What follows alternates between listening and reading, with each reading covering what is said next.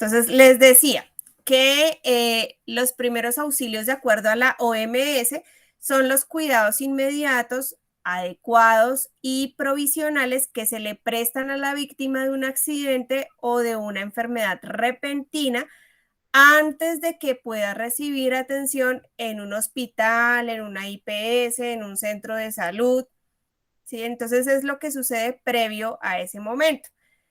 Como es previo a ese momento, pues se cataloga como la primera ayuda en salud que se presta de manera inmediata. Por eso quienes sean partícipes de este tipo de escenarios, pues la idea es que actúen lo más rápido posible con aquellas personas pues que tienen alguna situación de enfermedad, de accidente, de calamidad que haya sido súbito. Súbito significa casual, de la noche a la mañana, momentáneo, ¿sí? Ahora.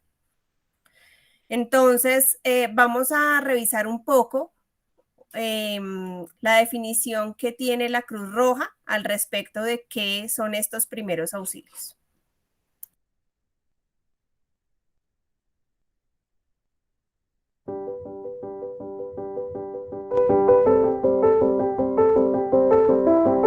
Los primeros auxilios son los cuidados adecuados y provisionales que se prestan a una persona que ha sufrido un accidente o la descompensación de una enfermedad antes de ser atendida en un centro asistencial.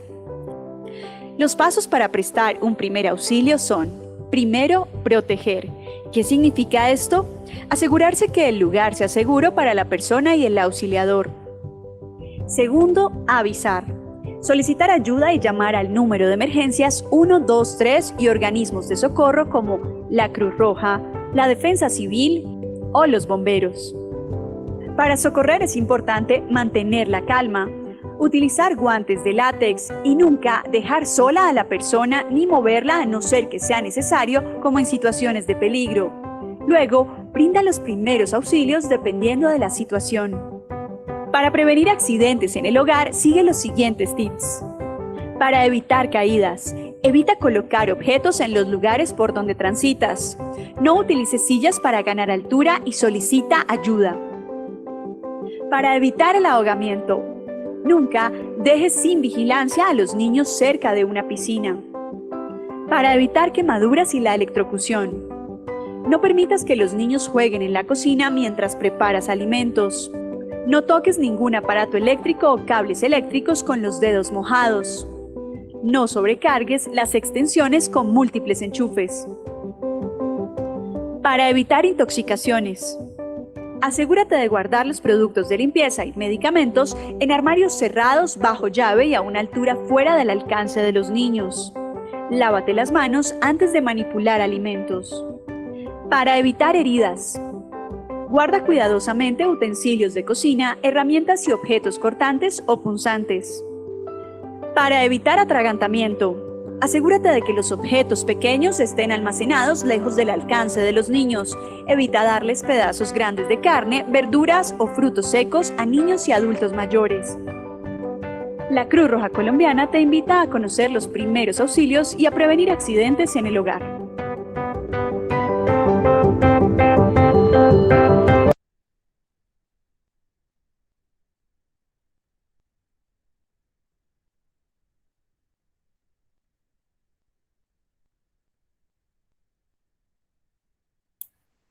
Bien, chicos, entonces miren cómo la Cruz Roja pues también nos esboza una definición clara de los primeros auxilios, de lo que debemos hacer a manera general y tenemos pues un aviso emergente en donde los principales, digamos, objetivos cuando nosotros decidimos prestar primeros auxilios es socorrer a esa víctima, digamos que ha tenido pues algo súbito, un evento súbito o un accidente, avisar a quién, a la línea 123 y socorrer, que es establecer pues esas medidas que se supone que vamos a ir conociendo a lo largo de estos días para que podamos generar acciones propositivas que le puedan salvar la vida al usuario. Bien, entonces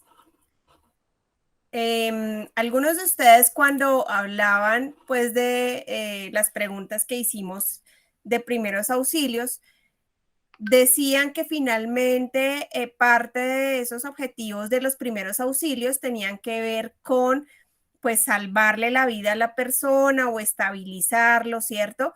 Evitar complicaciones físicas y también psicológicas, porque pues ellas finalmente son importantes dentro de todo este proceso, y asegurar que la persona o la víctima sea trasladada a un centro de salud.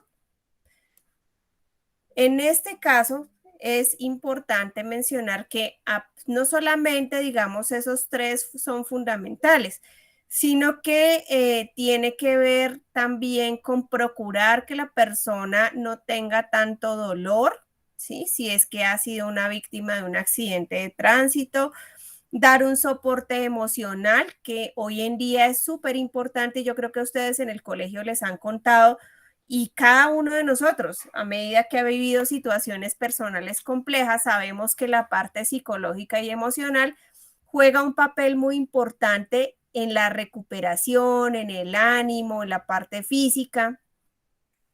Y desde luego, pues ya como necesitamos ser lo suficientemente enérgicos para actuar, pues debemos notificar a la línea 123 o a la Cruz Roja para que nos puedan asegurar ese traslado si las condiciones de la persona lo ameritan, ¿no? Porque ya revisaremos también que hay algunas condiciones que no ameritan traslado en una ambulancia ni pues que se acerque a un centro hospitalario. Bueno. Entonces, dentro de la connotación de primeros auxilios, para que yo pueda determinar en qué momento traslado o no traslado a una víctima, pues debo reconocer qué es una situación de urgencia y qué es una situación de emergencia. Entonces, parte de esas definiciones las podemos encontrar en la literatura a nivel general, en la OMS, en la Cruz Roja, incluso cuando vamos a los centros hospitalarios, a los servicios de urgencias, ahí hay algo que aparece y que se reconoce con el nombre de triage. Entonces, aquí para que lo podamos identificar, una situación de urgencia es aquella condición de salud que se presenta de forma repentina, ¿sí? O sea, por casualidad, no la estábamos esperando, la cual requiere una atención prioritaria, pero no compromete la vida del individuo. Entonces, un trauma leve, una caída, ¿sí? De pronto un esguince, ¿sí? Algo así, un desmayo, que son cosas que no representan una inminencia de muerte, ¿sí? Entonces, desde luego que para que yo pueda reconocer qué es una situación urgente, pues debo conocer los diferentes escenarios que se pueden dar en primeros auxilios para que yo pueda, digamos, identificarlo. Bien, tenemos la otra definición que es la emergencia. Entonces, la emergencia es aquella situación de salud que también se presenta de forma repentina, pero ella sí requiere de atención inmediata. ¿Por qué? Porque ahí sí hay un compromiso de muerte de la persona. ¿Qué casos, por ejemplo? Digamos una fractura abierta cuando se le sale el hueso, un infarto agudo de miocardio, cuando hemos tenido accidentes severos en donde hay aplastamientos, o sea, que hay exposición de huesos, exposición de vísceras, ¿sí? Exposición de músculo, ¿sí? Heridas graves, hemorragias graves, todo eso corresponde, digamos, a emergencias que hay que atender de manera inmediata y en donde en algunas circunstancias nosotros desde los primeros auxilios no siempre podemos generar acciones para estabilizar porque pues no contamos con todos los elementos para poder atender a esa víctima. ¿Listo?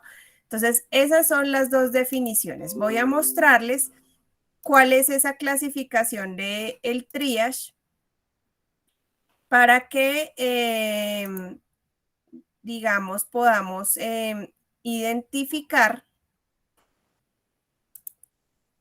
por qué se presentan estas distinciones en la atención.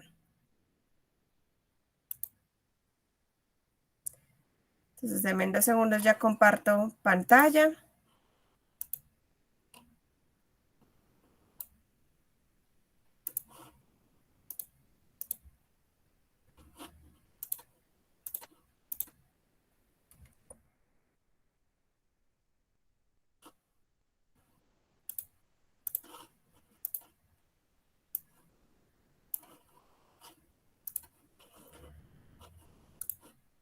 Bien, entonces, a nivel hospitalario, nosotros tenemos también pues una clasificación, como les decía, que es como cuando uno va al servicio de urgencias para recibir atención y pues para, de acuerdo al tipo de urgencia que tengamos, tener un tiempo pues de espera más amplio o más corto de acuerdo pues a la condición en la que nos encontremos. Entonces, tenemos la clasificación de Triage 1, que se reconoce normalmente en algunos sitios con el color rojo, en donde nos dice que el tiempo de atención debe ser inmediato. ¿Por qué debe ser inmediato? Por lo que yo les estaba explicando ahorita, de que corre peligro la vida de la persona, como un paro cardíaco, un dolor en el pecho, una persona inconsciente o que esté convulsionando y no pare de convulsionar, un trabajo de parto, un sangrado profundo, o sea, que no pare, una herida por arma de fuego o por arma corta o punzante, que son las famosas puñaladas. Tenemos el triage 2, que lo reconocemos también con el color amarillo, ¿sí? En donde se dice que la atención más o menos debe darse entre los primeros 15 a 30 minutos de llegada del usuario al servicio de urgencias. Entonces, en este caso, se trata de una persona que tiene una urgencia, pero no tiene riesgo inminente de muerte. Entonces, ¿qué puede ser necesario, digamos, atender en ese lapso de tiempo? Una diarrea que no haya cedido, ¿sí? Que se mantenga, digamos, por varias horas o días. Infecciones urinarias que también ocasionan un dolor agudo. Infecciones respiratorias que pues pueden ocasionar dificultad para respirar. Traumas leves, mareos, diabetes, dolores tipo cólico, que también, como los cálculos, que también son, digamos, causantes de un dolor importante y que requieren atención, pues, rápida. Y algo que no aparece acá, que es la fiebre, que en el caso de los niños, digamos que ustedes, pues, todos son menores de edad, entonces aparecen en ese rango en donde la fiebre es un signo al cual hay que, digamos, estar completamente atentos porque puede ocasionar en últimas convulsiones o puede estar siendo una reacción a un proceso infeccioso o más complicado, si estamos hablando de una urgencia. Claramente, cuando hablamos de un accidente, pues el paciente no le va, la persona no le va a dar fiebre de manera inmediata, porque la fiebre es una respuesta a un proceso infeccioso. Entonces tenemos también el triage 3, que está reconocido con el color verde. Entonces se supone que la persona puede esperar entre 30 minutos hasta 1 hora en la atención. Incluso se dice que puede esperar hasta 3 horas, ¿sí? Y casi que se define como una atención de consulta prioritaria. Entonces son aquellos casos en donde uno va por allá al médico y resulta que tiene una gripa, no COVID, ¿sí? Una gripa o un dolor o cólicos menstruales para las niñas, ¿sí? O en el caso de los hombres también a veces dolores testiculares, cosas de ese estilo.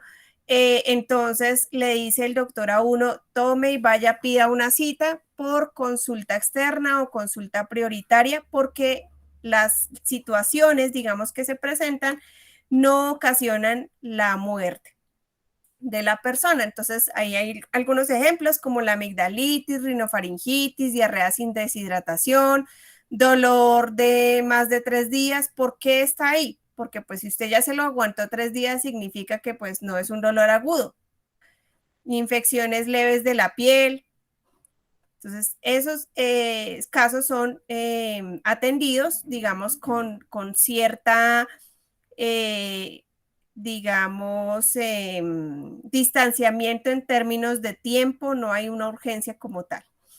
Y el triage 4, pues es aquel que se reconoce con el color azul y es para la consulta externa con una cita programada. Entonces, ahí pues se trata de situaciones que pueden dar espera para poder ser identificadas en la atención médica que no es prioritaria.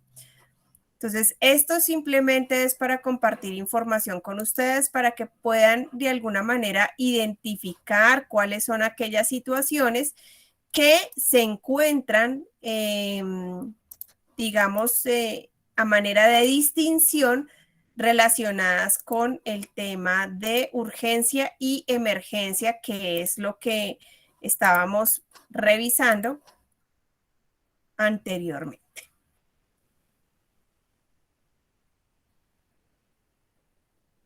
Bien, entonces vamos a continuar.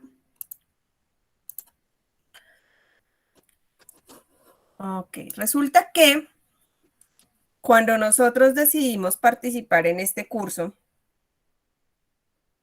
de primeros auxilios, nos reconocemos como primer respondiente. Esto va para cualquier ciudadano que sea testigo de un accidente dentro de la casa, dentro de la calle, dentro en el trabajo, allá en el colegio, ¿sí? En el barrio, ¿sí? Donde nosotros, como primer respondiente, brindamos una atención inicial y activamos el servicio de emergencias. Para esto es importante aclarar que ustedes pues son menores de edad, significa que ustedes están a cargo de otra persona, ¿sí? Sus padres, acudientes. En este caso, digamos que ustedes están en el colegio, pues ¿quién está a cargo de ustedes? El profesor que los está acompañando en este momento en el ambiente de aprendizaje, el coordinador, el rector o la rectora, ¿cierto? Son las personas que en caso de que a ustedes les pase algo, pues tienen esa responsabilidad de notificar y de brindar, digamos, como esa atención inicial, siempre y cuando tengan los conocimientos. Para ustedes, están aprendiendo este tema de primeros auxilios, pero aún no hay responsabilidad legal, precisamente porque son menores de edad. Una vez cumplan la mayoría de edad, ya les voy a contar cuál es esa responsabilidad que se adquiere por el hecho de ser ciudadano colombiano, mayor de edad y conocedor de primeros auxilios. Entonces, para que nosotros, en este caso ustedes, que son allá los compañeritos, puedan estar capacitados y actualizados en esta parte de primeros auxilios, es necesario que tengan ciertas características de trabajo. Entonces, ¿cuáles son esas características? Pues la primera es el deseo de ayudar, ¿cierto? ¿Por qué les digo esto? Porque sucede muy comúnmente, y me dejan saber ustedes si no es cierto, que hay un accidente y rodea el accidente la familia Miranda. Y de resto, muy pocos hacen algo. Entonces están los espectadores, que es un grupo poblacional que realmente no aporta, digamos, como tal a las ayudas. Está el grupo de los que reaccionan, que son muy escasos, ¿sí? Y en ese grupo es donde se supone que deben estar las personas que están formadas en primeros auxilios. El siguiente paso o característica es conservar la calma. Toda actividad que yo realice en pro de estabilizar a una persona, de salvarle la vida, de realizar acciones en pro del mejoramiento, pues es necesario que yo esté controlado y calmado, porque si yo no lo estoy, pues eso no me va a permitir reaccionar de manera correcta ante las situaciones que se me presenten. Entonces, ejemplo, allá un compañero de ustedes se desmaya o alguna de las niñas, ¿sí?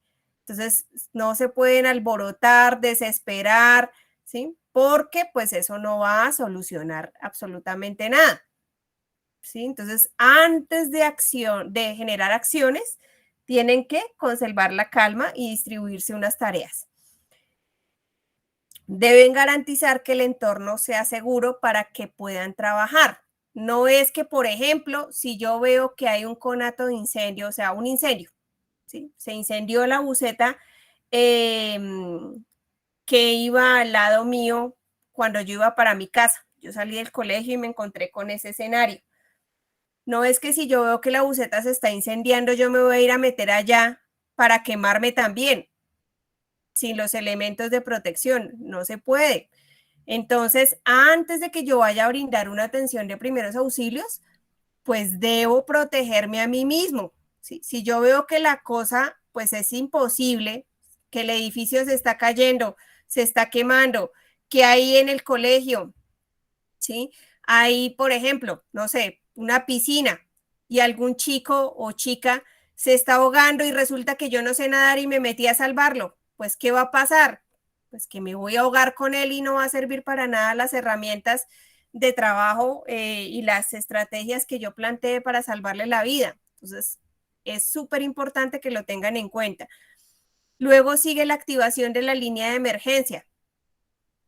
Entonces, ¿cómo hago yo para activar esa línea? Pues aquí en Colombia está la línea 123 y eventualmente en algunos municipios, dependiendo del tamaño de la población, tienen unas líneas particulares para llamar a lo que son bomberos, Cruz Roja, Defensa Civil, ¿sí? Que seguramente donde ustedes están ubicados hay unas específicas y si no, está la 123, que es la línea nacional.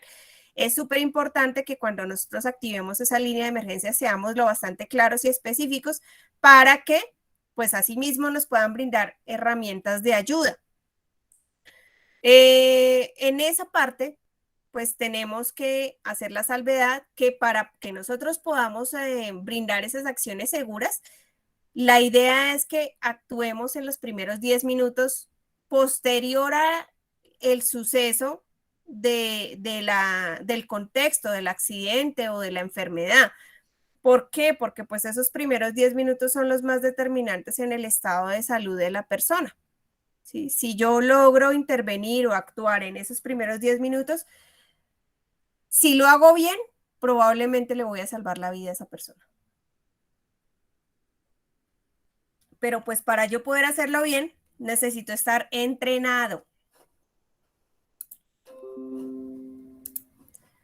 Bien.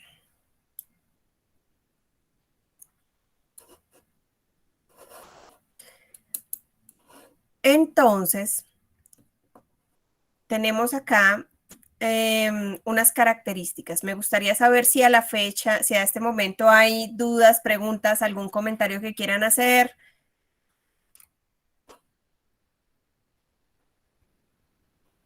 O no, o todo claro. Pero no todos al tiempo. Todo está claro hasta el momento. Ok, chicos. Bueno, entonces, más características de este personaje que se llama primer respondiente. Entonces, es un acto voluntario, ¿sí? No puede ser un acto obligatorio, ¿sí? No puede ser que yo de alguna manera esté coaccionado a actuar si no lo deseo hacer o si no lo sé hacer. Entonces, por eso es tan importante que cuando yo soy voluntaria de primeros auxilios, pues pueda reconocer, identificar adecuadamente las situaciones y atender a ese lesionado sin coacción alguna. Evaluar el evento de riesgo. Entonces, también ustedes que van a ser primeros respondientes tienen esa responsabilidad de evaluar la escena, lo que les decía. hay que revisar al lesionado, que por allá alguno de ustedes cuando participó dijo que había que ver las condiciones del lesionado, y activar el sistema de emergencias médicas que se llama o se reconoce con la sigla de SEM. Actuar en un sitio seguro. Entonces también ya lo dijimos, pues si el sitio donde ocurre el evento es seguro, debo garantizar, o no es seguro, perdón, debo garantizar esas condiciones para que yo pueda generar acciones que no me vayan a matar a mí también. Ayudar a los demás. Entonces, ese es el deseo genuino por brindar acciones que puedan ir encaminadas a brindar apoyo a las demás personas. El apoyo no solamente está a la comunidad, ¿sí? Es decir, en la calle. El apoyo está allá en el colegio con sus compañeros. El apoyo está hacia sus profesores, porque no estamos exentos de que no sea ninguno de ustedes, sino que sea alguno de los profesores que pueda tener una situación, ¿cierto?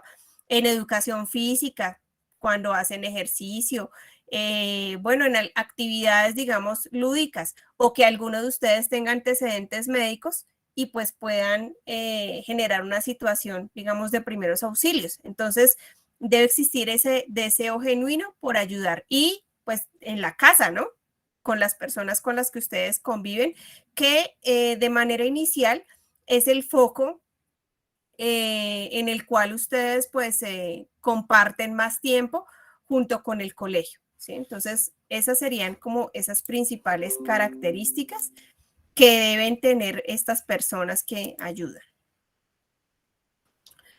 Aparte de eso, pues también esas acciones que yo realice deben estar provistas de solidaridad y del respeto.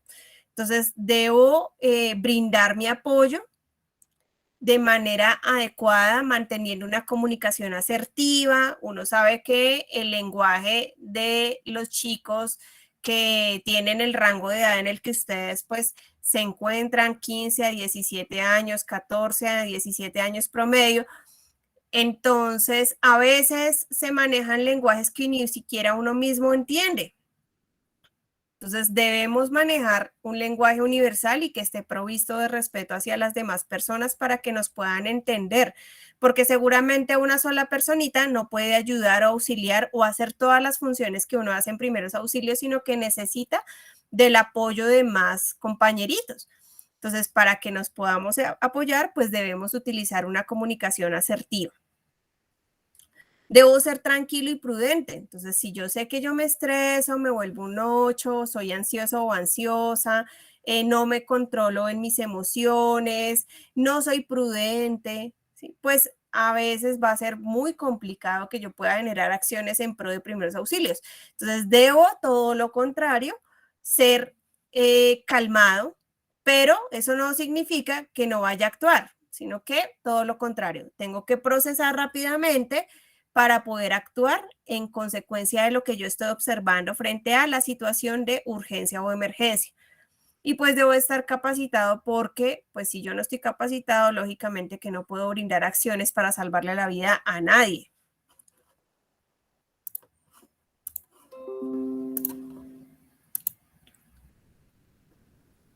Ok.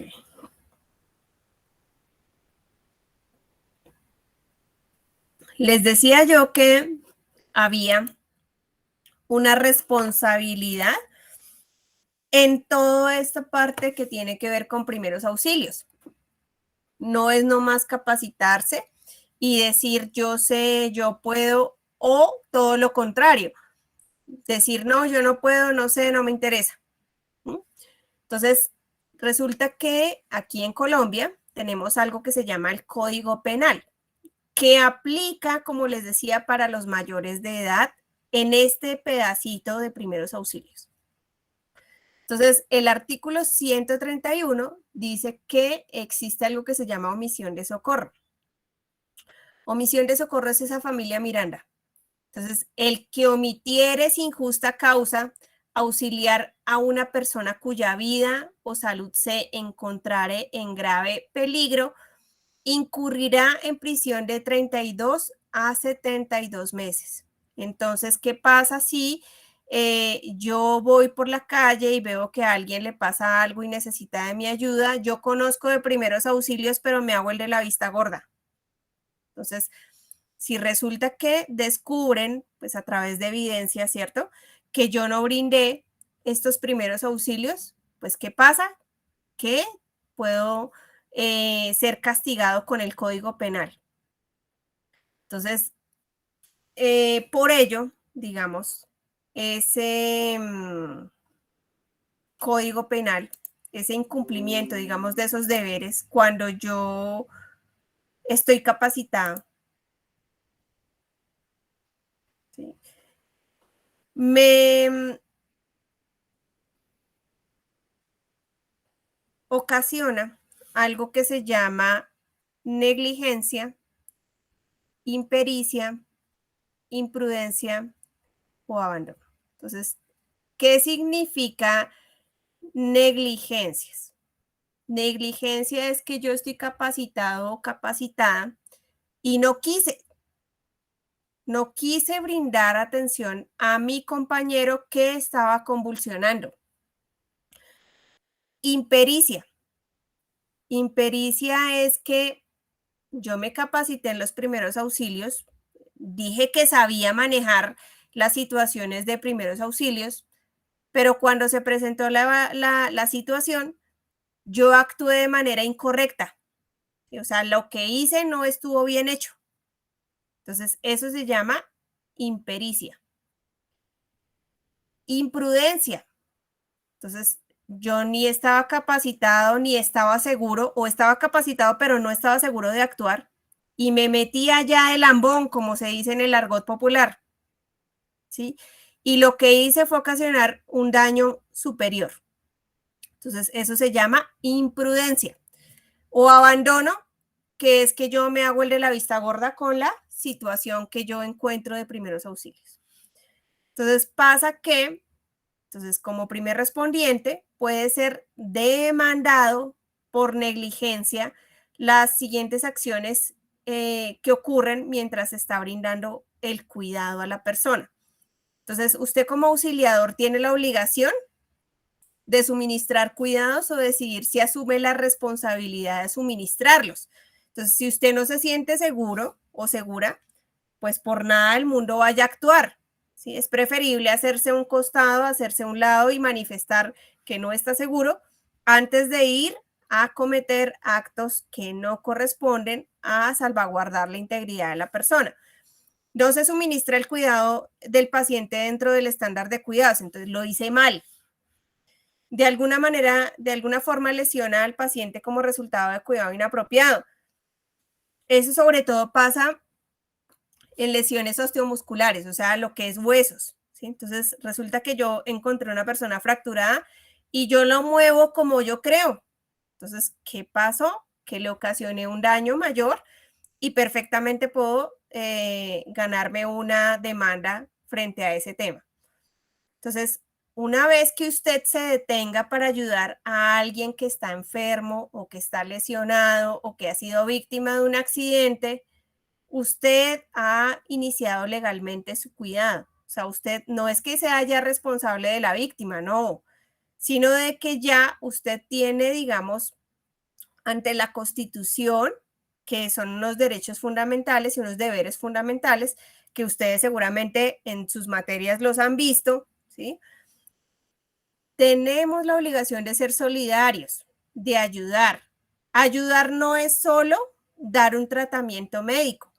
Ayudar va desde hacer la llamada, desde preguntarle cómo se siente, conversar con la persona, qué le duele, puedo llamar a un familiar. Eso es auxiliar. Entonces, sus ayudas no necesariamente tienen que ir de la mano con intervenciones. ¿Sí? Intervenciones desde la parte física, no necesariamente, sino de lo que esté a nuestro alcance de acuerdo a nuestro conocimiento y a la seguridad que tengamos para actuar. Entonces, si usted, a pesar de que conoce que hay unos pasos para trabajar en primeros auxilios, para y no hace nada, sino que se queda mirando, o por el contrario abandona a la víctima, pues obviamente está sujeto a que tenga una repercusión de carácter legal si encuentran las evidencias para demostrar que usted pues actuó con alguna de las 4 condiciones que están en la parte superior de la diapositiva. Bien.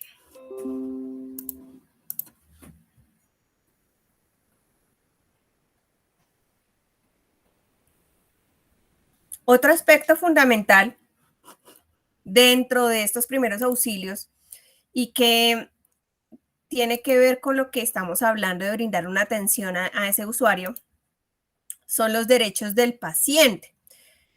Entonces, así como nosotros como ciudadanos tenemos derechos, pues también tenemos deberes. Entonces, en esos derechos está solicitar y recibir la atención primaria. Primaria significa antes del hospital, o sea, primeros auxilios. Exigir secreto sobre su condición y tratamiento recibido. Entonces, esa es la prudencia que nosotros debemos manejar ante la circunstancia que veamos o que tratemos. Denunciar o demandar, también tiene derecho el usuario, y rechazar la ayuda o la atención primaria, claro, o sea, si el usuario es víctima de alguna situación de lesión, accidente, enfermedad y no quiere ser ayudado, desde luego que lo puede manifestar y nosotros, si estamos en el rol de primer respondiente, debemos respetar su petición. Entonces, aquí en este caso, para que yo pueda saber si quiero o no recibir la ayuda, hay 2 tipos de maneras. Entonces está el consentimiento. Consentimiento, acuérdense que es aprobar o no aprobar, aprobar o denegar o rechazar. Entonces, conocimiento implícito o consentimiento implícito o consentimiento explícito. Entonces, si hablamos de consentimiento implícito, es cuando yo encuentro a la persona que está inconsciente, que está confundida, que está lesionada, que no puede expresarse de alguna manera, pero que yo veo que necesita ayuda, ¿sí? O un menor de edad también, en el caso de ustedes, ¿sí? Es obligatorio, digamos, brindar ese auxilio, ese soporte. ¿Por qué? Porque la persona no va a tener la posibilidad de decidir si quiere o no quiere ser ayudado, sino que como está en riesgo de muerte, pues yo debo brindar esa atención inicial. Para el caso del consentimiento explícito, pues eso ya es otra cosa, que es cuando el paciente está consciente o el familiar, digamos, que lo acompaña o la persona que lo acompaña, está consciente y me autoriza, ¿sí?, que yo pueda generar una ayuda a esa persona, ¿sí?, que pueda brindarle los primeros auxilios. Repito que para el caso de ustedes, como son menores de edad, y me disculpan hacer tanto énfasis, como ustedes dependen, digamos, de un mayor de edad, ¿sí? El mayor de edad debe dar esa aprobación para que pues ustedes puedan ser auxiliados. Entonces, si el paciente responde, si la persona tiene una respuesta verbal, entonces hay que preguntarle si lo puedo ayudar. Si el usuario dice que no, mayor de edad, pues vamos a insistir un poco para lograr convencerlo. Si el usuario dice que sí, pues ya nos da un consentimiento explícito y vamos a proceder a brindarle los primeros auxilios. Desde luego que eso en el caso de los niños o menores de edad, pues uno lo aplica de manera rápida e inminente, ¿sí? Porque pues usualmente son urgencias que implica el riesgo o está en riesgo la vida. Si el paciente no responde, está el consentimiento implícito, o sea que no tiene posibilidad para autorizar. En este caso yo debo proceder sin pedir más autorización a nadie, porque lo que necesito es salvarle la vida.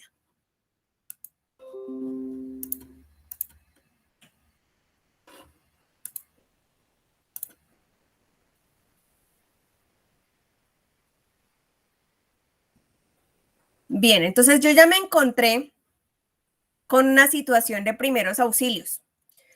¿Qué hago yo para empezar a ayudar? ¿Sí? Entonces, lo primero es que yo tengo que conocer pues el SEM.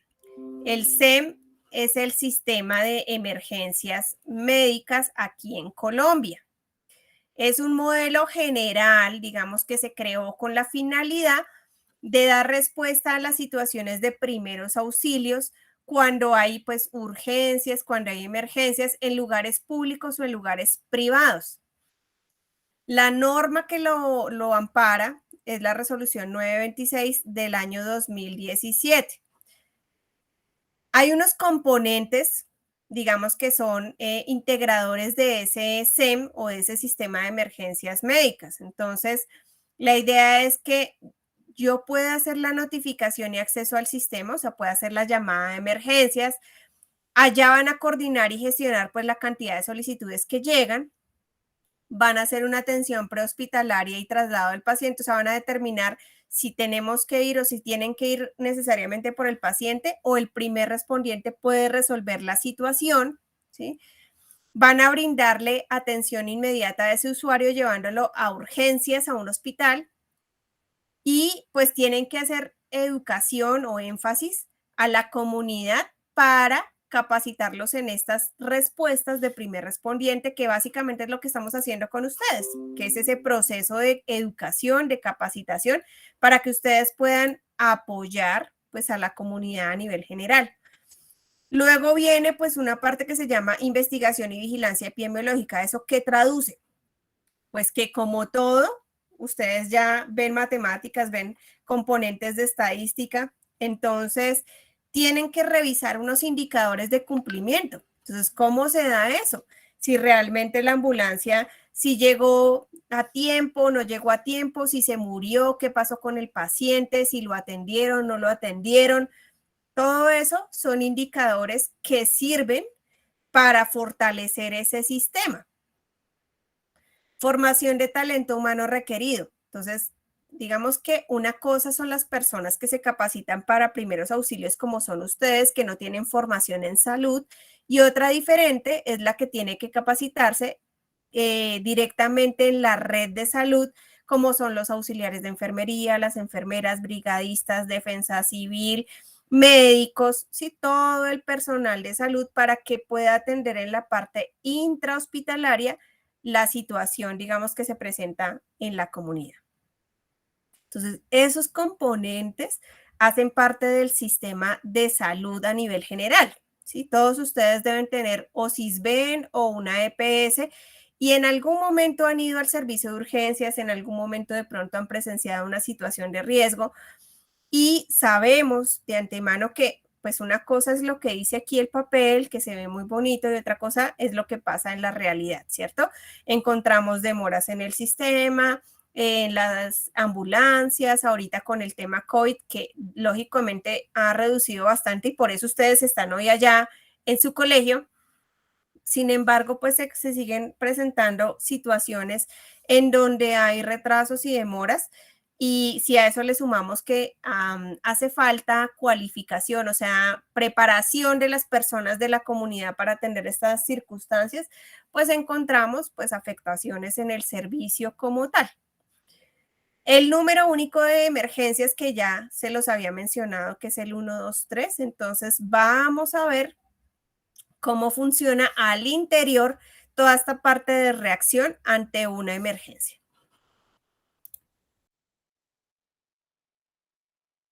Central 6340. 521 en la escena. Vamos a alistar una bala de oxígeno, una máscara, por favor. ¿Quién es? ¿Usted qué hace acá? Es que me machuqué el dedito. No, mi hermano, esto es para pacientes críticos, esto es para cosas graves. Colabórenos, por favor, bajando la ambulancia. La línea 93 se maneja bien, ¿listo? Eso no es nada. Disculpe.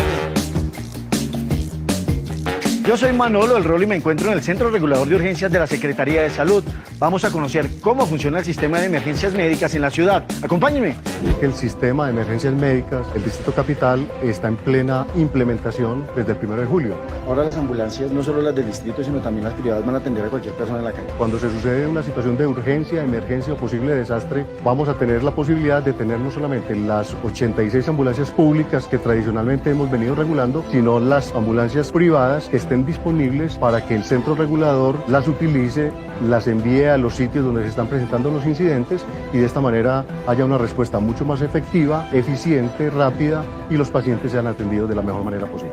Secretaría Distrital de Salud, buenos días. Cuéntame cuál es la urgencia. Acá recepcionamos todas las llamadas. Inicialmente cuando llegan al NUCE ya las recibimos nosotros y aquí ya hablamos con la persona que está con el paciente y le damos todas las indicaciones de manejo mientras llega la ambulancia al sitio a atender al paciente. Necesito que por favor me confirme si el paciente presenta mareo, sudoración o palidez. Los técnicos auxiliares en regulación médica, ellos reciben la llamada, ellos nos presentan los pacientes, nos comunican lo que ya cada llamante le ha manifestado. De acuerdo a la patología o de acuerdo a las manifestaciones de ese paciente, vamos a clasificar prioridad alta o media. A esa misma disponibilidad se envía un recurso. Perfecto, señora. Entonces ya le estamos colaborando con el servicio de la ambulancia. Recuerde que este servicio no tiene ningún costo. Eliana recibe la llamada, pero Yesenia es la que manda la ambulancia. Explícanos un poco eso. Nosotros cuando vemos que llega un caso en pantalla, localizamos la ambulancia que esté más cercana al sitio y la enviamos. Bueno, y ahí se viene en el mapa también cuál es la que está más cerca. Sí, en este momento ya tenemos la ubicación de la base, ya conocemos qué móvil está cercana por la dirección que llega en el incidente. Nuestros centros regulados reciben promedio 1.500 llamadas provenientes del número único de emergencia 123, de las cuales 600 llamadas ameritan algún tipo de regulación, pero hay 900 llamadas que no requieren absolutamente ningún tipo de intervención de salud. Muchas de ellas son bromas, en un promedio de 3 minutos por llamada, y son 900 las llamadas que están ingresando por este tipo de situación, hacen perder demasiado tiempo a nuestro personal. Cerca de 130 personas trabajan 24/7 en el Centro Regulador de Urgencias de la Secretaría de Salud para que todos los ciudadanos tengan una atención oportuna. Ya lo sabe, sea responsable con las líneas de atención de emergencias.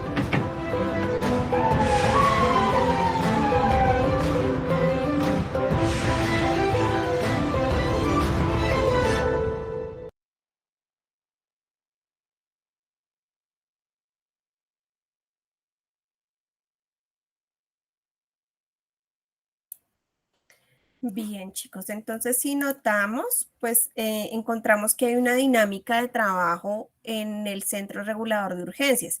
Claro está que como nosotros pertenecemos, o la mayoría estamos ubicados en los municipios de la Sabana de Occidente, perdón, ellos tienen una comunicación a nivel interno para poder generar la reacción desde los municipios, o sea, las ambulancias. Y como les decía, también pues está bomberos, está defensa civil, está Cruz Roja, que en algunos municipios pues está más robustecida, o sea, más grande y tiene mayor capacidad de respuesta que en otros. Funza y Mosquera pues son líderes en eso porque son más grandes, digamos, que Faca, que es donde estoy ubicada yo. Bueno. Continuamos. Bien, entonces resulta que para que nosotros podamos atender también de manera oportuna los primeros auxilios o las situaciones que se nos presenten de emergencia, ya sea en el colegio, allá donde ustedes están, en la casa, en la calle, ¿cierto? Debemos tener un botiquín. Muy posiblemente allá en el colegio tienen algunas cositas de primeros auxilios, una enfermería, para atender situaciones de emergencia. Entonces está el botiquín del primer respondiente. Entonces también en casa podemos tenerlo. Entonces este botiquín, ¿sí? En el que se deben mantener todos los elementos que son indispensables para ayudar a que podamos estabilizar a la víctima de un accidente, de una enfermedad, que sea repentina, pues obviamente antes de que se le pueda prestar una atención médica. Entonces, el contenido de estos botiquines cambia de acuerdo con las necesidades de cada actividad. Ejemplo, no es lo mismo un botiquín de la casa, ¿sí?, a un botiquín del carro, a un botiquín del colegio, al botiquín que va a tener una empresa grande, una multinacional, ¿sí?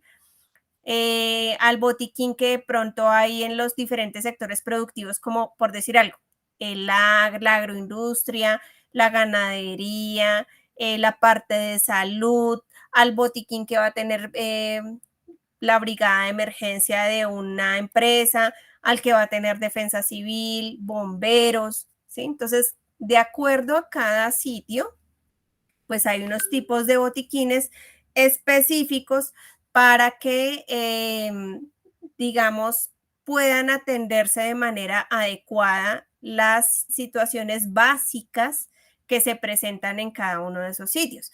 Hay unas reglamentaciones que ya ahorita se las muestro, pero digamos que ellas aplican más para lo que son defensa civil, Cruz Roja, bomberos, algunas empresas grandes, pero como tal para lo que son las casas, ¿sí? O los colegios como tal. No hay reglamentación establecida, sino que existen algunas recomendaciones para armar botiquines, para atender pues situaciones que pueden ser comunes o cotidianas dentro de un ambiente, como es el caso de ustedes que están compartiendo pues un escenario juntos por bastante tiempo. Bien, entonces acá tenemos algunos elementos que pueden ser usados en la generalidad, digamos, de los botiquines. Entonces, como antisépticos y soluciones que ustedes todos sin excepción han visto seguramente lo que corresponde a alcohol al 70%, ¿sí? Isodine, espuma o isodine solución. Esas son soluciones antisépticas. Material de curación, entonces en algún momento también hemos visto de pronto gasas, vendas para las fracturas, algodón, curitas, esparadrapo, micropor, solución salina, que es el suero que nos colocan cuando vamos por allá al médico de urgencias, tijeras, bajalenguas, que es el que nos coloca el médico cuando nos está revisando, guantes de látex, los que ahora en pandemia se volvieron famosos, mascarilla desechable que para todos se volvió de común uso, de hecho, pues ustedes todos la tienen colocada como elemento de bioseguridad, aplicadores que son los mismos copitos, linternas, ¿sí? Y pues esos botiquines se van a nutrir con más cosas, con más elementos, de acuerdo pues al sector al que pertenezcan. Entonces, parte de esto que yo mencioné, de pronto algunos de nosotros los tenemos en casa por si las moscas, ¿cierto? En el colegio, como les decía, ustedes pueden preguntarle a la persona, al coordinador o a la persona que lidera pues estos procesos de atención y seguramente van a tener algunas cositas para dar respuesta a una situación de emergencia. Pueden pedir que les muestren o que les cuenten cuáles son los elementos que tienen ustedes dentro del botiquín que todos los colegios deben tener para generar una respuesta ante una situación de primeros auxilios. Lógicamente, no podemos tener medicamentos porque no está aprobado, o sea, lo que es acetaminofén, que diclofenaco, que analgésicos como tal, no están aprobados para tener en los botiquines porque se supone que todo eso debe ir bajo una prescripción médica, o sea, el médico es el que debe formular. Entonces, lo que vamos a encontrar son más bien elementos para poder ayudar. De pronto también van a encontrarse con una tabla de transporte para alguna persona que se haya caído, que se haya desmayado, ¿sí? Dependiendo de digamos, el tamaño que tenga el colegio de ustedes, el número de estudiantes que tenga el colegio de ustedes, va a contar con más o con menos pues materiales para dar respuesta a situaciones de emergencia. Sugerencias y recomendaciones muy respetuosas para que lo tengan en cuenta con sus padres en las casas, pues que se armen un botiquín con lo básico para poder manejar situaciones de primeros auxilios como por ejemplo una herida, como por ejemplo una caída, ¿sí? Un esguince, que ya lo iremos a revisar con más detenimiento, que son cositas básicas que no implica la vida de la persona, sino que simplemente nos van a permitir controlar, digamos, sangrados, controlar infecciones, hacer curaciones, que es lo que está a nuestro alcance.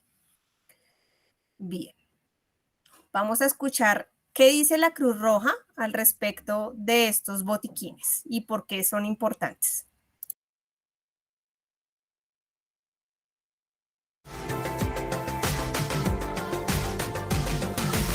Cuando hablamos de botiquín, simplemente nos estamos refiriendo a un elemento que contiene en su interior algunos insumos, material instrumental y material de curación que nos van a ser supremamente útiles en nuestros hogares porque no sabemos en qué momento pueda ocurrir una eventualidad. ¿Cuáles elementos tenemos básicos? Empecemos a hablar acerca de un apósito. Te sirven para detener hemorragias, indispensables. Te sirven para cubrir heridas. Te sirven para hacer curaciones y entre otros usos. ¿Qué tal una venda triangular? Tiene muchas utilidades, desde colocar en la parte posterior de una persona que está convulsionando para que no se golpee la cabeza. Me pueden servir para inmovilizar a una persona en caso tal que quizás se haya caído y se haya luxado el hombro. Me sirve para cubrir a una persona si tiene frío. Un micropore. Puedes coger con el micropore, armar unas maripositas, que es doblar el micropore de tal manera que lo puedas utilizar para afrontar bordes de herida y que de esta manera se pueda empezar ese proceso de cicatrización de manera más adecuada. Una bolsita de solución salina o de agua estéril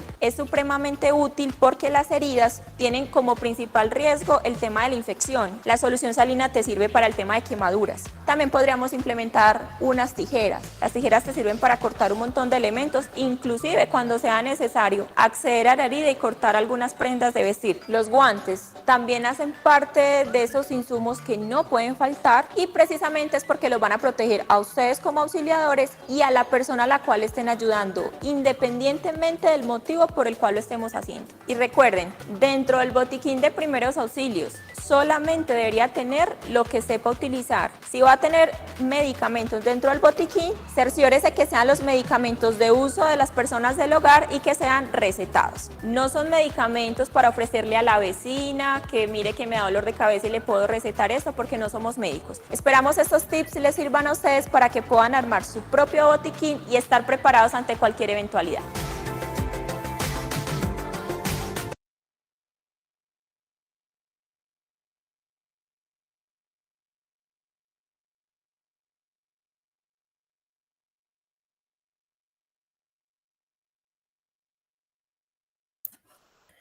Bien, dentro de primeros auxilios, aparte de las recomendaciones que nos hace la persona de la Cruz Roja y lo que les he estado contando, pues existen unas especificaciones en cuanto a la movilidad de estos botiquines. Entonces tenemos un botiquín fijo y un botiquín móvil. Botiquín fijo, pues aquel que encontramos colgado, pegado o adherido en algunas zonas comunes, ¿sí? Como en el colegio de ustedes, que seguramente tienen uno fijo. En las casas podemos tener botiquín fijo, ¿sí? En algunas empresas también podemos tener botiquín fijo, ¿sí? En donde digamos que no tengamos esa posibilidad de movernos, de salir, normalmente se dan estos botiquines fijos con los elementos que ya pues mencionábamos. Y el botiquín móvil, sobre todo, se usa para las personas que hacen parte de brigadas de emergencia, de bomberos, defensa civil o Cruz Roja.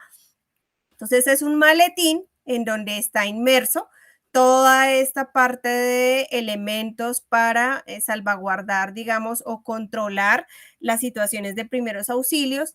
Tenemos que puede ser usado pues a través de maletín o con canguro, tula, y los identificamos a esas personas porque usan chaleco y pues normalmente pertenecen, como les digo, a las brigadas de emergencia.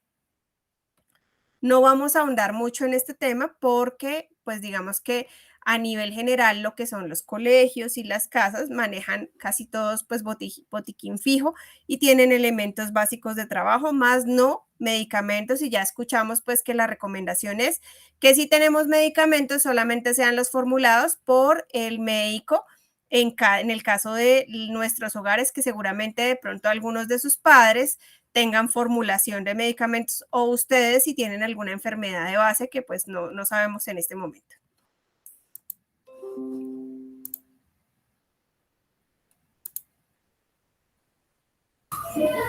Hola Natalia.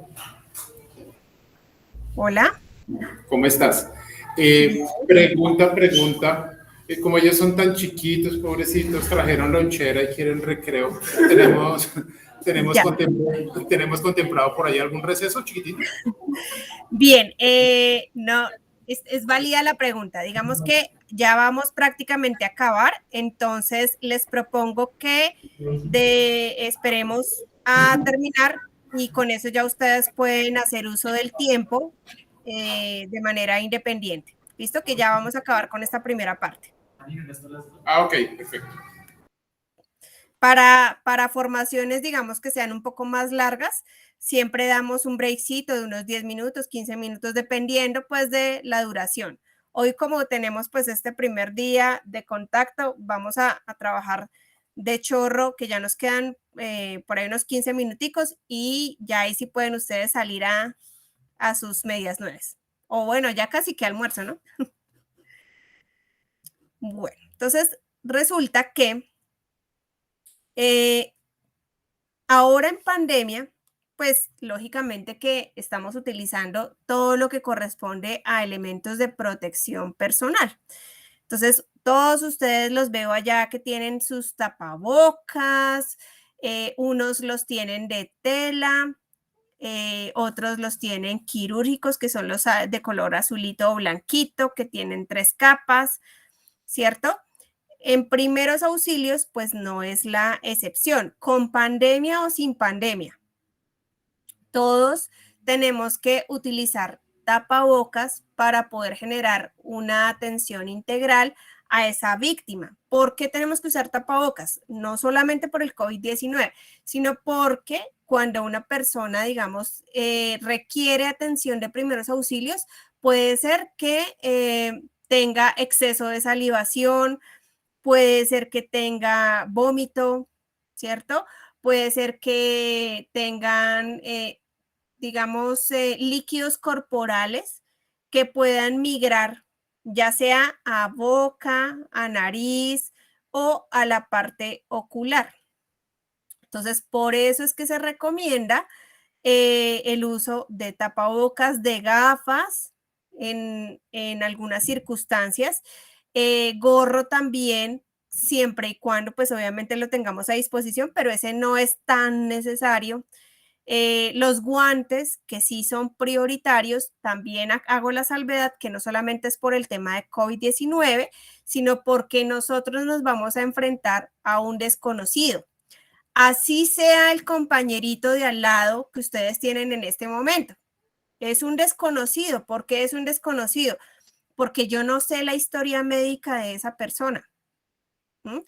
Ni sé qué antecedentes tiene, ni conozco qué le pasó, nada de eso. Entonces, imagínense que ustedes pueden tener un escenario de esos en la calle y pues tampoco van a poder reconocer e identificar todo el pasado médico de esa persona, por lo que resulta inminente, resulta importante protegerse a través del uso de los guantes. Entonces, se sugiere que para todas las personas que hacen parte del primer respondiente deban cargar o llevar guantes, o por lo menos un parecito, ¿no? Un parecito de guantes, su tapabocas, que como les digo ahora en pandemia es de uso rutinario, pero siempre debemos cargar uno de repuesto, porque pues si tenemos vertimiento, ¿cierto? Pues hay que hacer el cambio del tapabocas. Las gafas, que cuando somos primer respondiente casi que son obligatorias, y la máscara de insuflación, que es el elemento que se ve al lado del corazoncito naranja. Esta máscara de insuflación se recomienda cargar, pero solo para el personal médico. ¿Por qué? Porque resulta que ahora con lo de COVID, yo estoy segura que ustedes han escuchado lo que se llama respiración boca a boca. Entonces, antes existía como como una telita que actuaba como filtro para que yo pudiera dar la respiración boca a boca.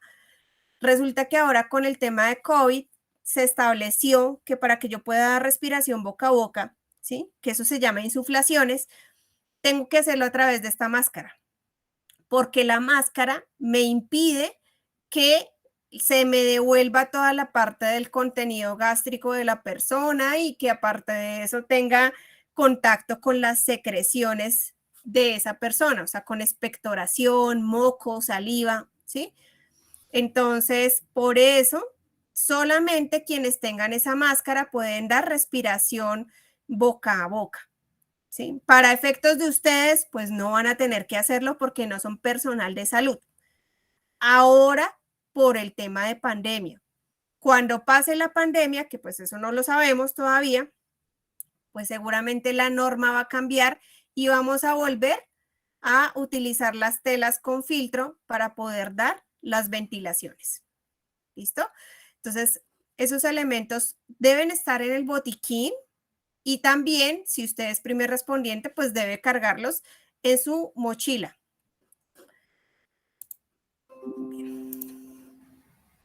Un último elemento a tener en cuenta en esta jornada de hoy es lo que tiene que ver con el lavado de manos. Yo sé que llevamos 1 año y medio taladrando sobre lo mismo, del lavado de manos, uso de tapabocas y demás, pero no podemos dejarlo de lado en estas intervenciones de primeros auxilios. Entonces, finalmente, la Organización Mundial de la Salud, que es la que lo determina todo, ¿cierto? Establece unos parámetros para poder lavarse las manos adecuadamente. Entonces, dice ella que la manera correcta en cuanto a duración debe ser un lavado de 40 a 60 segundos. Valga la pena mencionar que el gel o el alcohol glicerinado que tenemos en los colegios, en nuestras casas, en algunos sitios, almacenes, que yo sé que todos ustedes han hecho uso de ese gel, ¿sí? No sustituye el lavado de manos, no lo reemplaza, ¿sí? Él lo que hace es como mitigar ese riesgo de infección momentáneo, pero nada sustituye el lavado de manos con agua y jabón. Entonces, ese lavado de manos de la OMS sugiere 11 pasos para que yo pueda hacer el lavado de manos adecuadamente. Entonces, me dice que pues yo tengo que durar entre 40 y 60 segundos, que debo utilizar jabón, porque no solamente es el agua y coger y hacer así, mover las manos y chao, no. Entonces debo hacer la apertura de la llave, tomar el jabón, masajear palma con palma, luego palma con dorso, dorso con dorso, entrelazar los dedos, lavar cada uno, lavar el dedo pulgar, lavar las uñas con un movimiento circular, enjuagar y debo, por último, pues hacer todo el proceso de secado con las toallas desechables para que mitigue, digamos, el riesgo de contaminación o infección. No es la toalla que utilizamos en la casa. Cuando estamos por fuera debemos utilizar es la toalla de papel, ¿no? Entonces, esos son los pasos que sugiere el lavado de manos. Ya les voy a mostrar cómo se hace en un video para que vean los pasos y les doy las indicaciones de trabajo de la actividad que van ustedes a desarrollar de manera asincrónica para que podamos finalizar la sesión del día de hoy. Entonces, denme un segundo, ya comparto pantalla nuevamente.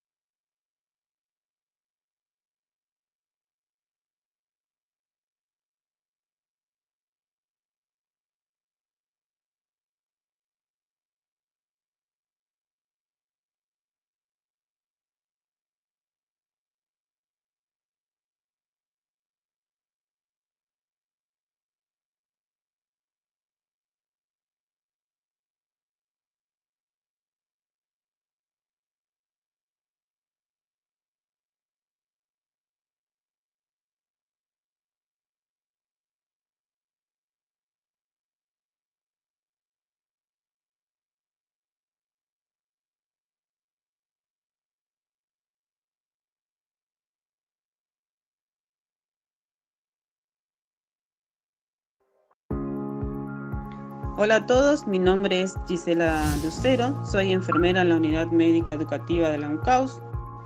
En este video haremos la demostración de la técnica de lavado de manos.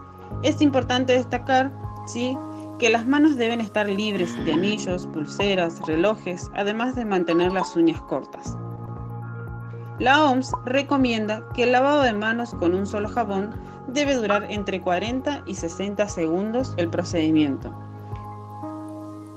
Son importantes respetar, ¿sí?, los 11 pasos para que nuestras manos queden limpias. Lo primero que vamos a hacer es abrir el grifo y regular el agua.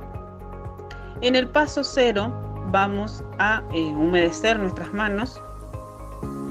El paso número 1, aplicar el jabón suficiente en las superficies de la mano como para producir espuma. En el paso número 2, frotamos las palmas de las manos entre sí, cubrimos en su totalidad. En el paso número 3, frotamos la palma de la mano derecha sobre el dorso de la mano izquierda, entrelazando los dedos y viceversa. En el paso número 4 vamos a frotar las palmas de las manos entre sí con los dedos entrelazados. En el paso número 5, frótese el dorso de los dedos de la mano contra la palma de la mano opuesta, manteniendo los dedos unidos. En el paso número 6, rodeando el pulgar izquierdo con la palma de la mano derecha, frotar con movimiento de rotación y viceversa, de manera de cubrir en su totalidad el dedo. En el paso número 7, ¿sí?, vamos a frotar la punta de los dedos de la mano derecha contra la palma de la mano izquierda, haciendo movimientos de rotación. Hacemos lo mismo con la otra mano. En el paso número 8, vamos a enjuagar.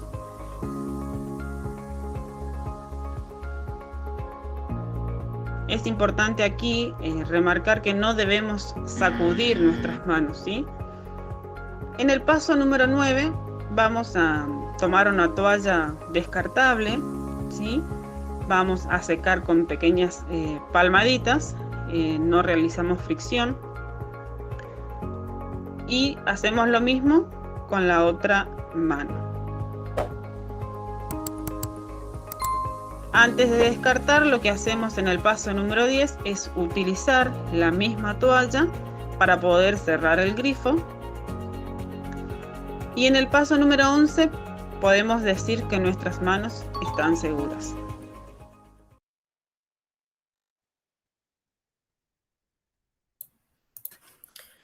Bien, chicos, entonces este lavado de manos es universal, ¿sí? Entonces es para todo el mundo. ¿Sí? Pues todo el mundo me refiero a todos los países, ¿sí? Entonces, se hacen algunas adaptaciones a este lavado de manos en el área hospitalaria, pero digamos que ahorita por la connotación de pandemia que tenemos, esa es la secuencia de pasos que todos sin excepción, o sea, ustedes también, tanto en el colegio como en sus casas, deben realizar este lavado de manos. Por COVID, digamos, por la contingencia que tenemos,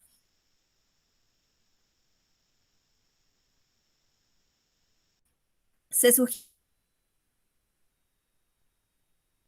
auxilios. La idea es que yo pueda realizar el lavado de manos pues antes y después de generar atención a una víctima. Claro está que entendemos que a veces en la calle pues no voy a encontrar un lavamanos. Entonces, ¿qué tenemos? Las soluciones desinfectantes como el alcohol glicerinado, en donde yo hago la misma secuencia de pasos, o sea, los mismos 11 pasos que acabamos de ver en ese lavado de manos, pero lo hago con el gel para garantizar, digamos, que haya no una remoción, sino que la parte de microorganismos que están en nuestras manos no se afloren, no emerjan, no contaminen, digamos, la escena, ¿sí? Eso es lo que hace el gel, como que mantiene estático a los microorganismos para que no se genere un proceso de infección, mientras que el lavado de manos sí remueve, o sea, quita toda la parte de bacterias, siempre y cuando yo utilice pues un jabón antibacterial, ¿no? Porque el jabón, el de tocador, pues obviamente no me va a generar ninguna remoción de bacterias, ¿no? Entonces, bien, eso es lo que tiene que ver con la primera parte de primeros auxilios. Antes de ir con las actividades que cada uno de ustedes va a realizar en estos días, me gustaría saber si hay alguna duda, inquietud, si todo lo que les he contado ha sido claro o no. Por allá veo rostros de que sí, de que no. ¿Bien? Bueno, entonces, yo sé que la jornada de ustedes empezó mucho más antes de que nos conectáramos juntos, entonces voy a contarles rápidamente qué vamos a hacer para que puedan descansar. Entonces, mi compromiso está en lo siguiente. Bueno, voy a suspender la grabación.